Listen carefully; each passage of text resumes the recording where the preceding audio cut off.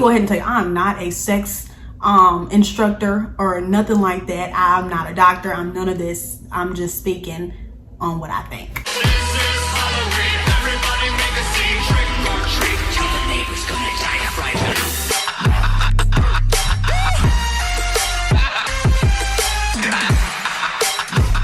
Hey Rosebuds, it's your girl Kendra Chanel back with another video, and today, as y'all can tell by the title, we're going to be talking about sex.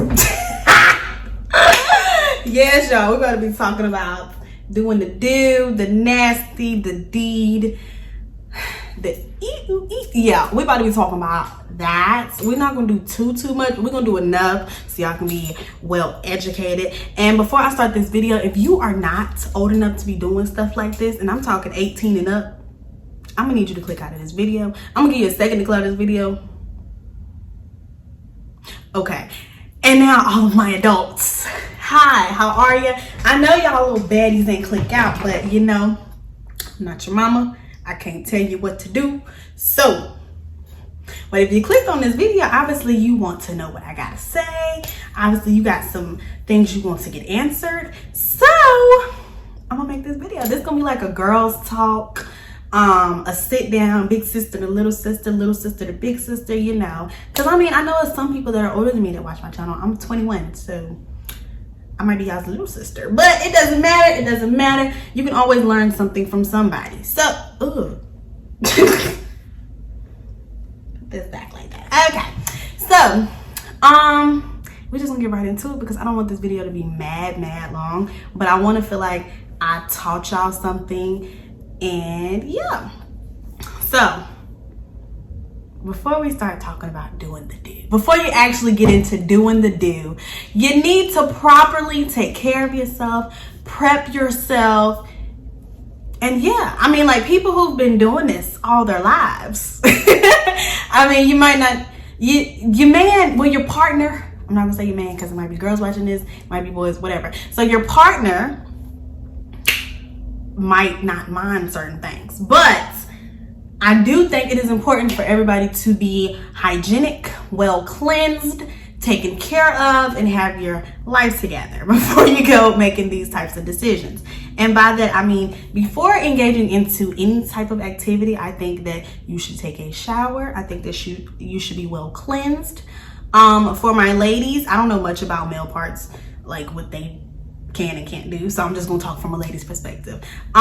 When you're taking a shower, prepping for your appointments and things of that nature, make sure you take a good shower. You're well cleansed. You do not have to put soap inside of your cuckoo hole. It will burn. It will cause yeast infections. It may cause BV, and you'll be messed up, baby girl. So, and you don't want your pH balance to be thrown off. All you need is, you can really just use your hand, or you can use a cloth. I mean, to each its own. But for that area, I use my hand. My hand is clean. Yeah, of course, wash your hands and stuff before you ever do anything down there. Just like changing the pad, changing the tampon, wash your hands before you do that. But as far as for this particular subject, I just use my hand. I use soap. I don't use scented soap. I use sensitive soap. Sometimes I use the Dove baby soap. Sometimes I even use the Johnson & Johnson baby soap. So that right there tells you your area down there is very sensitive and it needs to be taken care of at all times and well looked out for. So if y'all see me looking this way, it's because I have stuff written down on my MacBook in the little notes to make sure I cover. So as far as cleansing, I would recommend a sensitive soap, a soap maybe, I'm not gonna say a soap dedicated for the area, because Summer's Eve is dedicated for that area and it is very bad for you. It has a lot of bad reviews. It has a lot of good reviews apparently, but a lot of them are bad, considering it throws people's pH off, and you're just really not supposed to put anything down there. Honestly, you're only supposed to use water, but I just like feel like I have that extra oomph, so I use a sensitive soap down there, but apparently you're only supposed to use water. I don't like that. I mean, my cuckoo don't be stinking and stuff. It's nothing wrong with it. I just feel like I use soap everywhere else, you know? So I'd use a sensitive soap for that area. Maybe some Dove bar soap. You can, you know, get in there, get get whatever you got to get and keep it pushing. Now, you don't have to get inside of it because you're not supposed to put anything in there. But as far as like the outside, you know, and like around, you can definitely do this motion or whatever. You ain't got to do this and stuff like that, but you can definitely do this motion or whatever to clean the outside and everything. Also, if you're the type who shaves, I would definitely recommend like shaving. A lot of people say to use men's razors, especially if you have like a coarse hair, instead of women's razors, because women's razors are okay, but men's razors are definitely better. Or if you do waxing, then get your wax. If you do sugaring, get your sugaring. I wouldn't recommend narrowing that area. I've seen a lot of horror stories and stuff about people doing that and literally getting it inside and being in the hospital. And yeah, you just never want to put anything down there that's not supposed to be down there. So with that being said, I think it's a safer option to shave. I personally do shave. I use a razor and coconut oil, or I use a razor and conditioner. So whichever one you want to use, do that. I do get wax sometimes. Waxing hurts though. People say the more you do it, the less it'll hurt. But personally, I just don't like that. I don't like it. It hurts so bad. The last girl who waxed me, she literally was ripping my hairs out so hard. I was literally bleeding. I came home and had blood in my underwear. So that right there tells you that, baby, this mess hurts. So if you have to do that grooming or whatever, then do that. What else? You need to wash, you need to groom. Make sure, and I want to say this is like kind of in one of the subjects I'm gonna talk about towards the end of this video, but make sure if you have anything going on down there, do not bring those issues onto your partner. Just saying, like, okay, if you have a yeast infection, do not go sleeping around. Don't do that. If you have BV, don't go doing that. If you have a disease or something, don't go doing that. I would seriously recommend talking to them about this situation, your partner or whatever, because like you definitely don't want to go passing anything along, or if y'all have been doing something for a while, or if you step out or anything of that nature and something starts altering in that area, I would definitely recommend talking to your partner about it, because you might have something and you might have gave them something, or vice versa. They might have gotten something and gave it to you. You never know. So if you start smelling weird, feeling weird, burning, itching, any of that, I think the first thing you need to do is talk to your partner, and then you need to talk to your doctor, or talk to the doctor, then talk to your partner. Whichever. You need to tell both of those two important people, only because you could have gave them something, number one. Number two, you do not want your health to be jeopardized at all. But anyways, now we can talk about the nitty gritties. Okay, so we've gotten cleansed, we've gotten groomed, we're ready, we're excited, we're pumped up, we're about to go, you know, live our best life for tonight.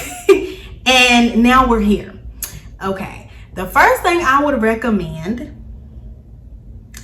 is, well, I'm not gonna say the first thing I would recommend, because let me go ahead and tell you, I'm not a sex instructor or nothing like that. I'm not a doctor. I'm none of this. I'm just speaking on what I think. And now that's out the way. Foreplay. If y'all are going to do foreplay, make sure that it's something you are comfortable with. I'm talking about like the before, all the stuff you do before you get into making love, and like, you know, the stuff you might do with your mouth or whatever else, you know, that type of stuff. Now, when you get into all of that, make sure it is something that you are comfortable with. Do not force that upon someone else. Like, if they're not used to that, then don't make them do that. If you're not used to it, you don't have to do that. If neither one of y'all want to do it, y'all don't have to do it. You get what I'm saying? So I would just say make sure it's something you're comfortable with. Make sure it's something you're okay with. And if you've never done it before and it's something you want to try, I would say let them know that. Tell them, be like, hey, I've never done this before. I'm not sure how this goes. They could help you out. They might have done that before, so they might could help you out as far as guide you, tell you what they like, tell you what they don't like, you know, things of that nature.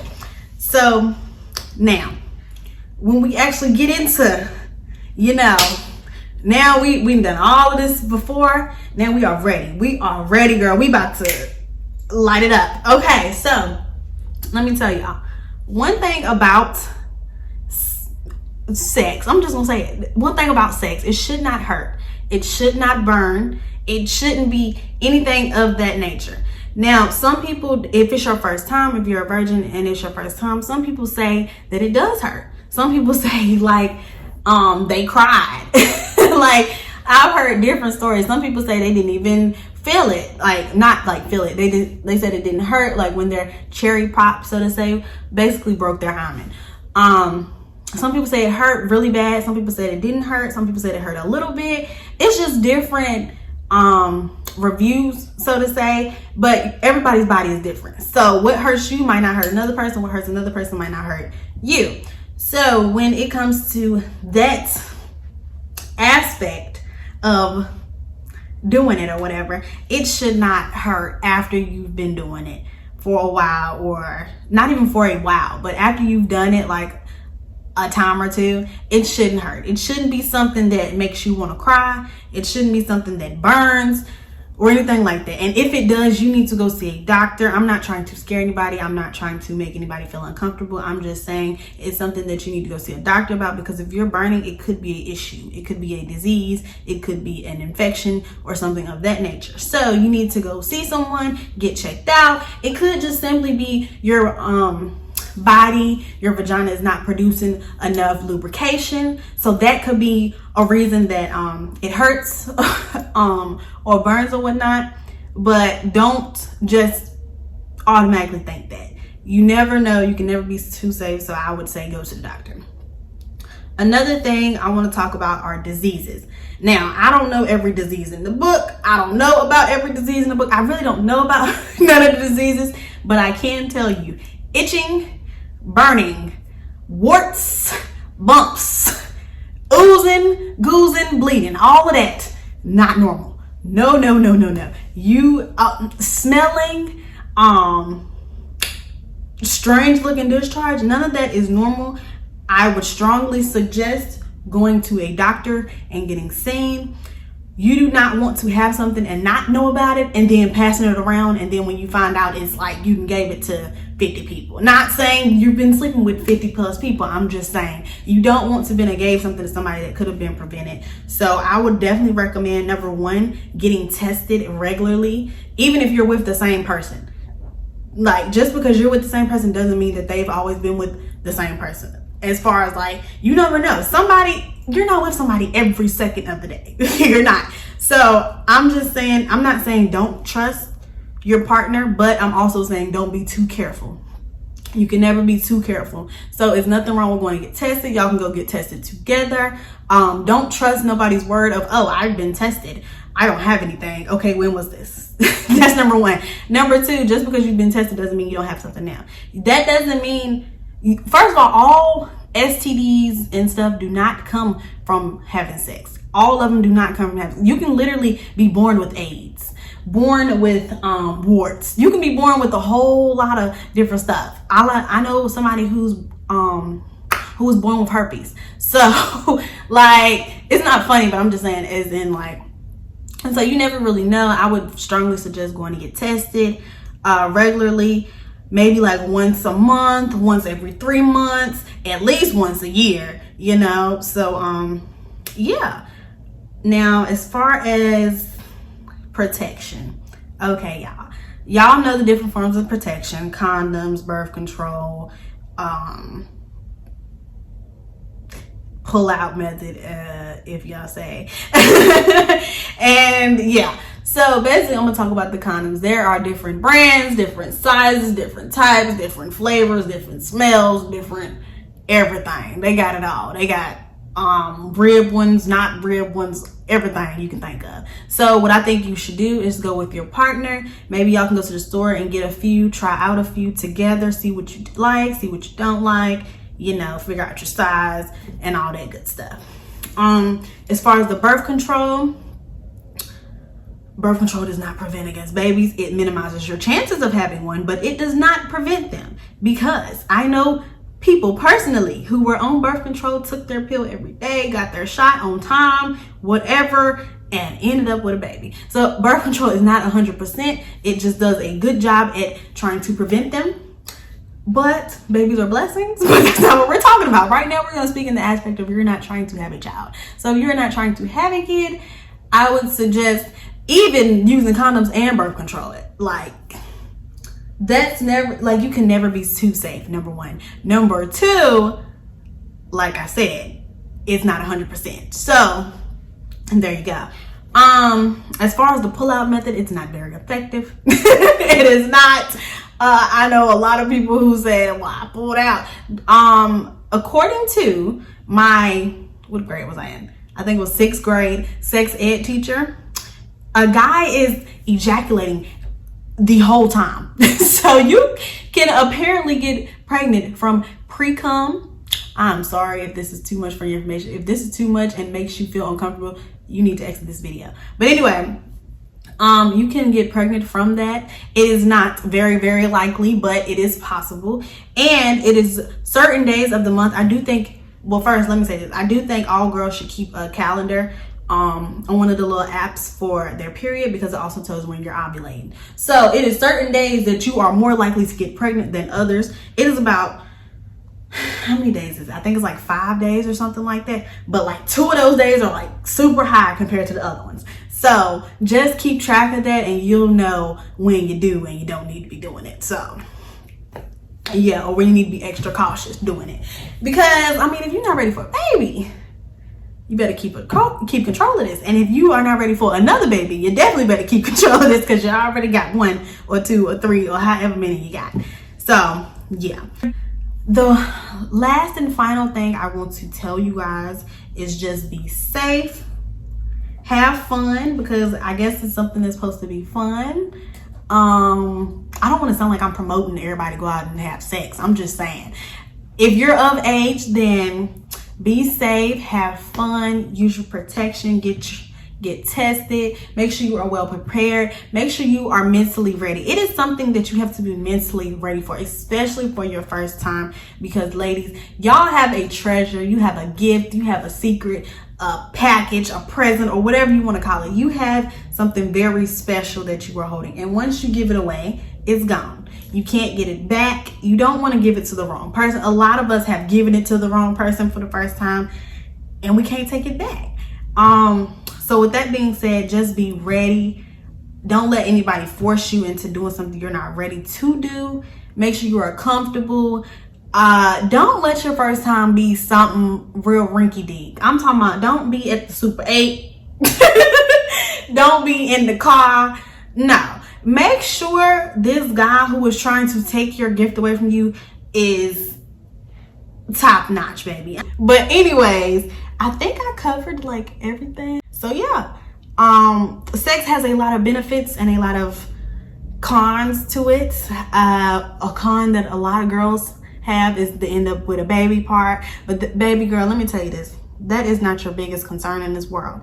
Your biggest concern would be catching AIDS, catching HIV, catching something you can't get rid of. Heck, catching the ones you can get rid of ain't good either. But I'm just saying, like, the baby, you can work with that. You can work with it. There's plenty of women out here doing it every single day. But they got the pills that slow this stuff down, but that don't mean anything. When you got it, you got it. So just keep that in mind. Please protect yourselves. Please be cautious. If y'all need any advice or anything of that nature, y'all need help with something or just need to talk or whatever else, I'm always here. Y'all can DM me on Twitter. It's just Kenzie Chanel.